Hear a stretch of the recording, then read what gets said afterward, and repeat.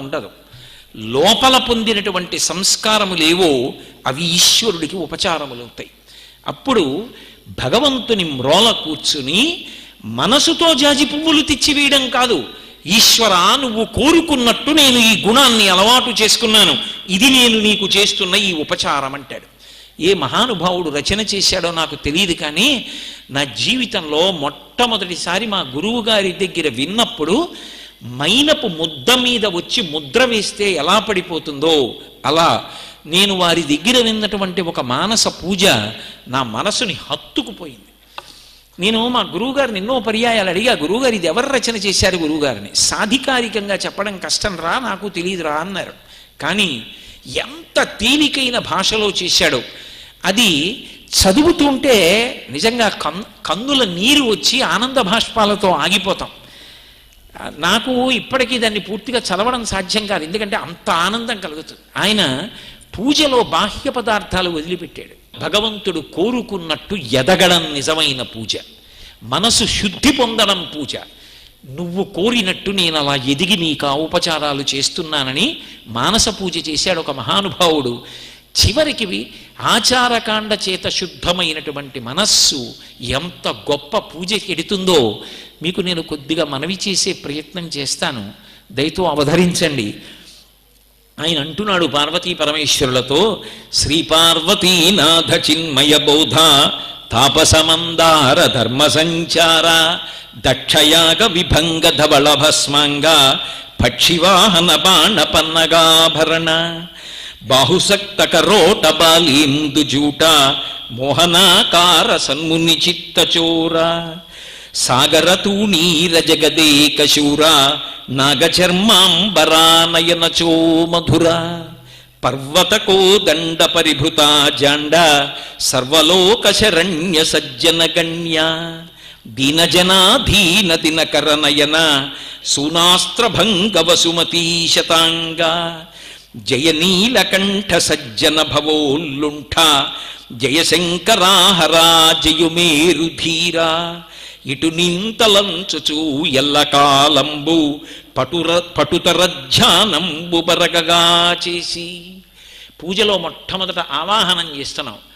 ఆయన అన్నాడు, మోక్షం దగ్గర నుంచి ఇవ్వగలిగినవాడా, అంతటా నిండినవాడా, నా కోసం అని కదిలిరా ఆవాహనం పలుకుతున్నా. సదమల గుణమణి స్థాపితం బగుచు కదలక ఉండునా హృదయ పీఠమున ముదమంద గౌరితో కదిసి కూర్చుండు.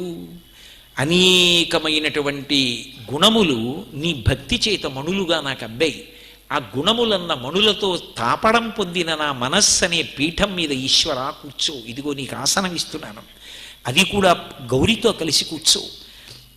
నీ రూపమదిలోన నిల్పుటన్ గలుగు వైరాగ్య సుఖముచే వరదలై చెలగు కన్నీరు మీ పాదకమలముల్ కడుగా ఎన్నిక కలపాజ్యమిచ్చితివేగా. మీ పాదాలు కనపడుతుంటే, మీ రూపం చూస్తుంటే ఆనందంతో నా కన్నుల వెంట కారిన ఆనంద భాష్పాలతో మీ పాదాలు కడుగుతున్నాను.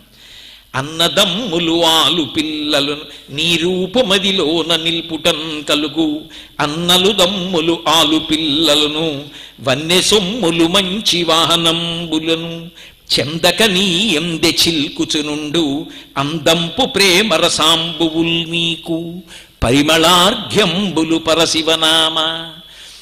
నాకు అన్నలున్నారు, తమ్ముళ్ళున్నారు, అక్కలున్నారు, చెల్లెళ్ళున్నారు, పరివారం ఉన్నారు, బంధువులున్నారు, ఇదంతా నీ అనుగ్రహం. ఇంతమంది ఉన్నారన్న నా ధైర్యం, ఇంతమందిని నాకు ఇచ్చావు నువ్వు పరమ ప్రేమతో అన్న నా కృతజ్ఞతా భావనయే నేను నీకు ఇస్తున్నటువంటి పరిమళ అర్ఘ్యం. మరిగిలో చూపును మరిచి బాహ్యంబు వదిలి వాసన నెల్ల పరమ సమాధి పదము చెంది మనంబు పడియున్న వేళ పొంగిన ఆనంద బోధరసంబు అంగజవైరి మీ కాచమనంబు.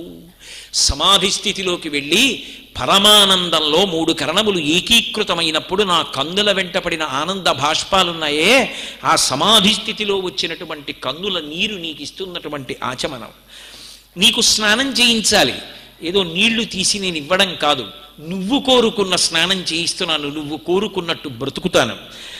ఆనందమయుడైన హరుడే సర్వంబు నానాత్మతనికి లేనిలేదెప్పుడు కావున శివుడై కనపడు విశ్వము ఈ విధి దృఢముగా ఎల్ల శాస్త్రములు పలుకుచున్నవటంచు తెలుపు సద్గురుని లలితవాక్యామృతలహరిలో ముంచి తెచ్చిన విజ్ఞాన దివ్యామృతంబు సచ్చరిత్రుడ మీకు స్నానోదకంబు.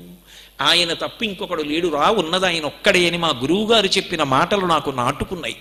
ఆ నాటుకున్న మాటలలోంచి వచ్చిన భక్తితో నీకు స్నానం చేయిస్తున్నాను.